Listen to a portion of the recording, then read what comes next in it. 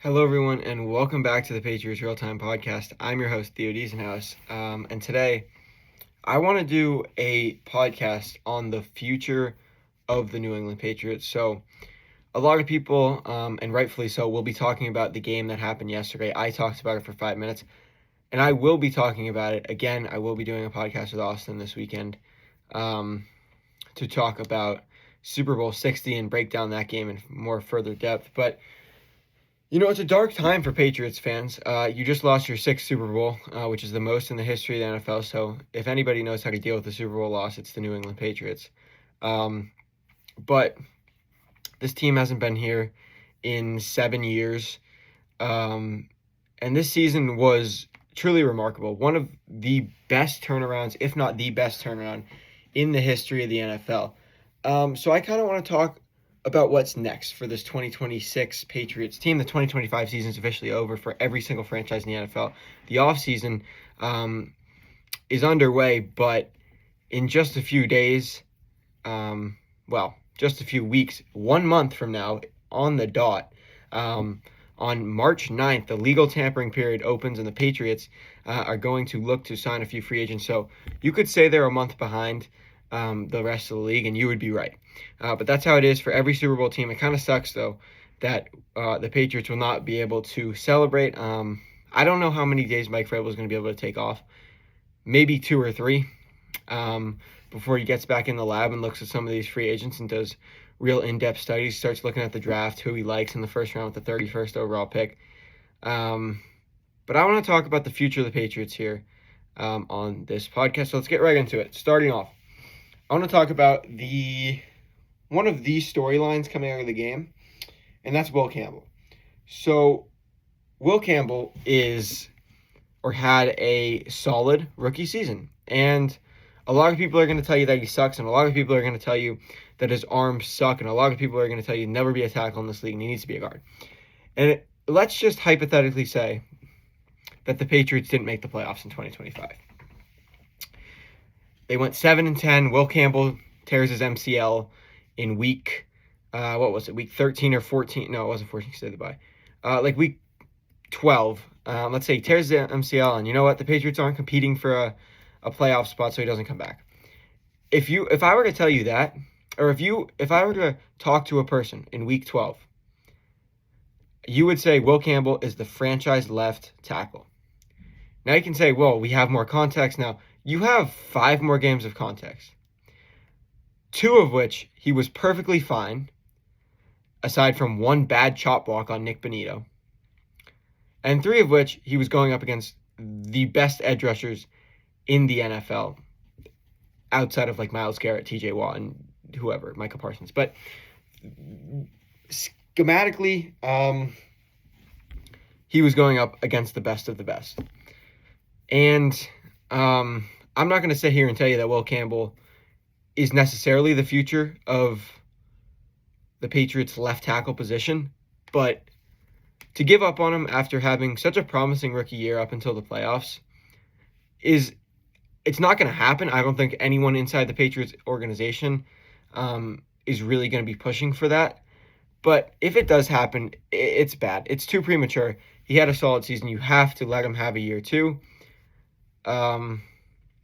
That being said, if Will Campbell struggles in year 2, I don't understand why Patriots fans think that he is just going to slot into guard and become an all-pro guard. That was the consensus on Will Campbell coming out of the draft. Hey, if he doesn't work out, he'll be an all-pro guard. We've seen Will Campbell in the NFL. Will Campbell struggles with speed rushers, and he struggles with power, and just about everything else. Just praise Will Campbell, but the facts are the facts. What makes people think with 295-pound interior defensive linemen trying to win with power against Will Campbell, a guy that struggles with power from 245-pound edge rushers, and you could say, hey, maybe they get a little jump off the edge, right, and maybe they don't have it, but power interior rushers against Will Campbell are going to be the mismatch of the century. Also, Will Campbell has played tackle since high school. maybe even before that. When was the last time Will Campbell played guard? So let's recap. Number one, Will Campbell's biggest struggle throughout the playoffs. We saw it 100 times. He got put on his butt in the clip that's going viral right now. And that was not with speed. That was with power. You line up a guy, 320 pounds, he's going to get dominated by power, and Drake May is going to have no lane to step up in. I do not see a world where Will Campbell is a better guard than tackle. I think Will Campbell should stay at tackle for the foreseeable future. You should allocate your resources to other places like left guard, not have Will Campbell fill that. And if Will Campbell proves he can't be a tackle, then you bring someone in the next year. Because if Will Campbell continues to play this bad and does not prove himself, the Patriots are not going to be a good team next year, and they probably will not make the playoffs. And maybe that's an overreaction, and maybe I'm overrating the left tackle position. But if Will Campbell is a turnstile, the Patriots are winning 8 games next year. With the way that Drake May and this Patriots offensive line and offense played as a whole, you win 6 to 8 games next year. You're losing to Buffalo twice. You are losing to good teams with good offenses twice. Yes, you can probably beat Denver without Bo Nix like they did. But you're not going to be playing Denver without Bo Nix. I mean, you might, but yeah. All right, that's my Will Campbell notes there on why I think he's a better tackle than guard. I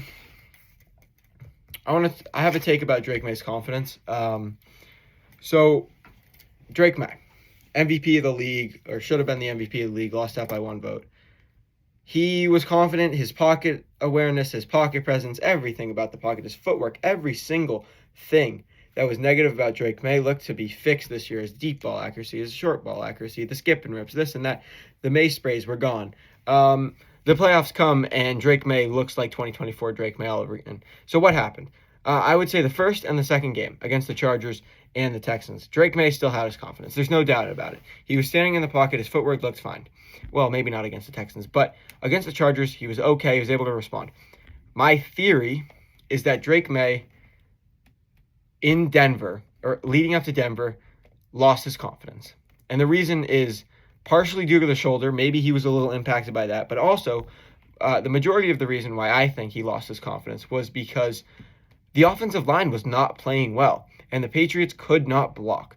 And Drake May thought he had to be sped up, and his head was all over the place, and he was being told by a million people in the building that he couldn't fumble the football this week or else the Patriots are going to lose. The only way the Patriots lose against the Broncos is if Drake May fumbles. So he's got all these things going on, and this and that. And I know it's like making excuses and stuff, but this is genuinely, I think, happened. And he goes out there, he plays terribly. Now he's like, all right, we got my arms feeling this and that. And I just think he lost his confidence. And can he regain it? Absolutely. He'll probably regain his confidence by the start of OTAs because he'll realize I'm an MVP quarterback. But in a 2-week period, when your tackle still is not great, your guard is atrocious.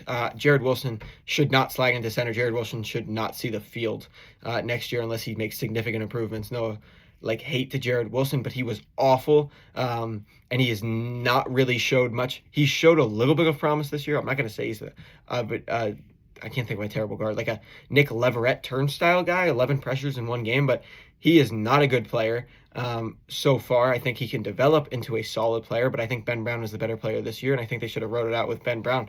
But that being said, I think he's still valuable, and I think you need to develop him behind Garrett Bradbury and bring in a left guard. But yeah, so that's what I think happened with Drake May and his confidence.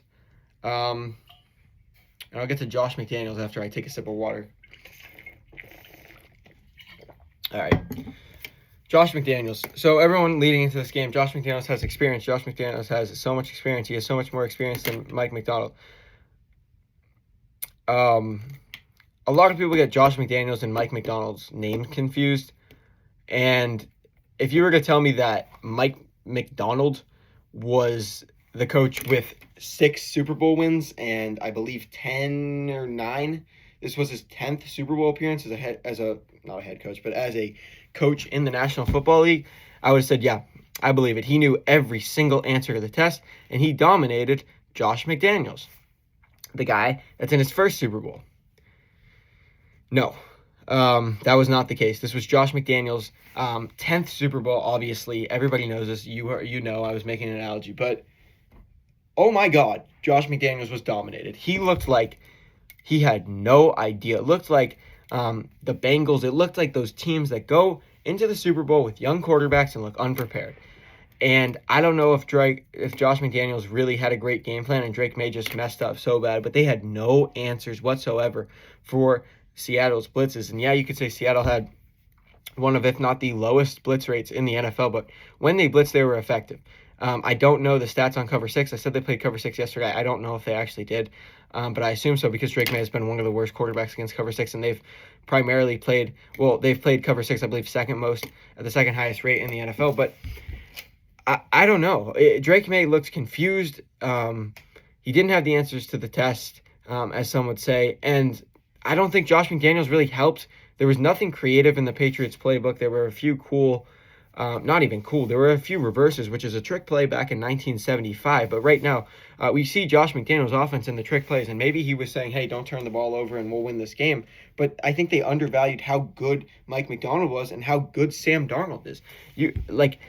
Sam Darnold driving down the field and giving you field goals was good enough to win this game. It's something that Jared Stidham couldn't do. And if Sam Darnold, I think they were banking too much on Sam Darnold giving them the football. And when Sam Darnold almost gave them the football, I think that they felt pretty confident in their game plan and they just expected him to do it again. And he really never put the ball in harm's way after the third drive or whatever, when he almost threw the pick to Christian Gonzalez. So I don't know. I think it was a terrible game plan by Josh McDaniels. I think the blitz pickups were awful. I think that Doug Marone's coaching was terrible in this game. I don't think you fire them, obviously, because look at the way Josh McDaniels developed Drake May. But, man, terrible.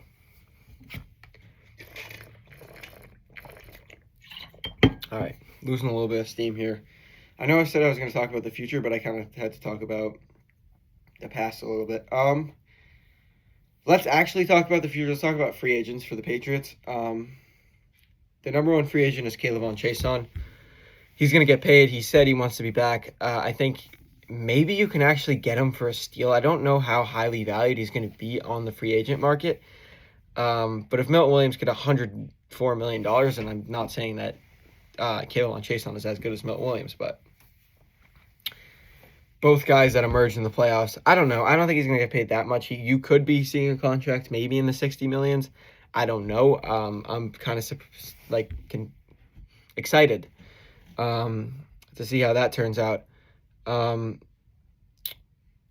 Tonga, another free agent. I think that you can get him back on like a 210 deal. I don't think he's going to cost that much. And then Hawkins, I think you're going to have to pay a little bit, maybe 333. The Jacoby Myers contract that lives infamously in my head. Maybe you can get him back on that. I don't know. Hawkins was obviously a great pivotal piece of this defense all year, but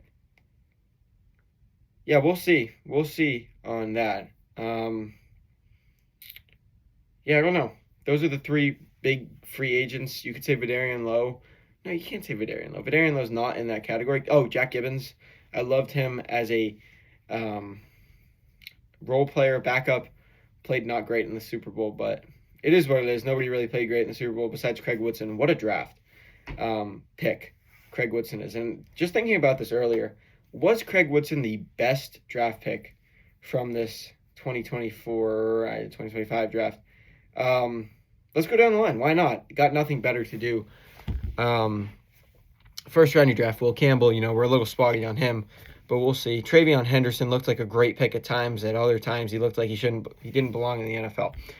Kyle Williams, I think he showed a lot of promise this year. I think he had the rookie season I expected. If you are a loyal listener to this podcast, and I predicted pretty much Kyle Williams, not exact stat line, but I predicted that the kind of year Kyle Williams was going to have.